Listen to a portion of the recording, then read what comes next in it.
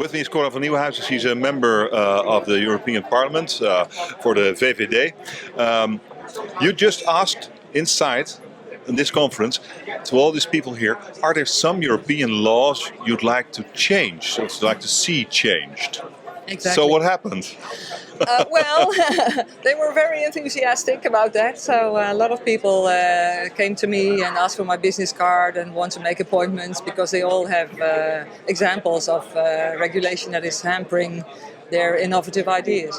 What would be the biggest problem in Europe concerning the implementation of the blockchain and all the technology and all the services you could provide with it?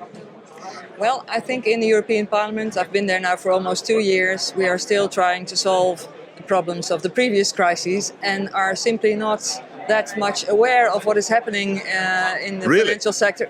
Unfortunately, that is true. And if there is discussion, it's only about the threats. It's only about negative sides. We've only had one small report on Bitcoin, and it was totally focused on how bad things could be about the involvement of gambling, etc. And not a word about the positive things, the opportunities blockchain and other technologies can create. What do you think that the blockchain technology could mean for Europe? Could Europe could be changed completely by the blockchain? What do you think?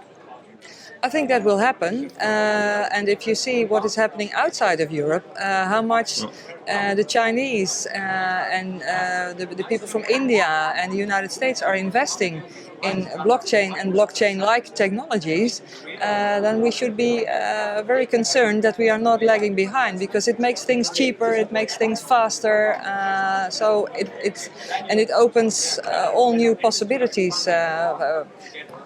So with all these people here asking you to change the laws, when you arrive in Brussels this afternoon, maybe tomorrow, what's the first thing you're going to do? Well, I already took initiative to draft a report on behalf of the European Parliament, and that has been granted just last week. So I will now be the rapporteur on fintech, and I have 3 goals for that. I want to create awareness of what is happening. And I want to make an inventory of what are the problems with the current legislation and the legislation that we are working on now for the financial services. And of course, I also want to see what are the opportunities, not only for the financial sector, but also for the regulators themselves. Because also for AFM, DNB and the ECB, all the other regulators, it can make their life also a lot easier and more efficient. And are they open for it? If you look at it from a European perspective, what do you see concerning the regulators? They are starting to work on it. Steven Major, the Dutch chair of ESMA, he has also installed a working group on fintech. You see the same here in the Netherlands with AFM and DNB. And I think if you see in London, I visited the FCA. They invented the sandboxing idea. They are working on it. Berlin is very active.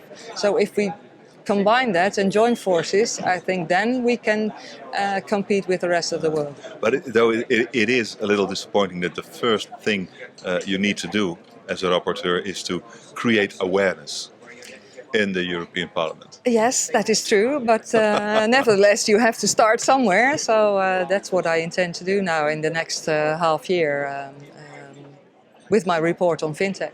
Thank you very much. You're welcome.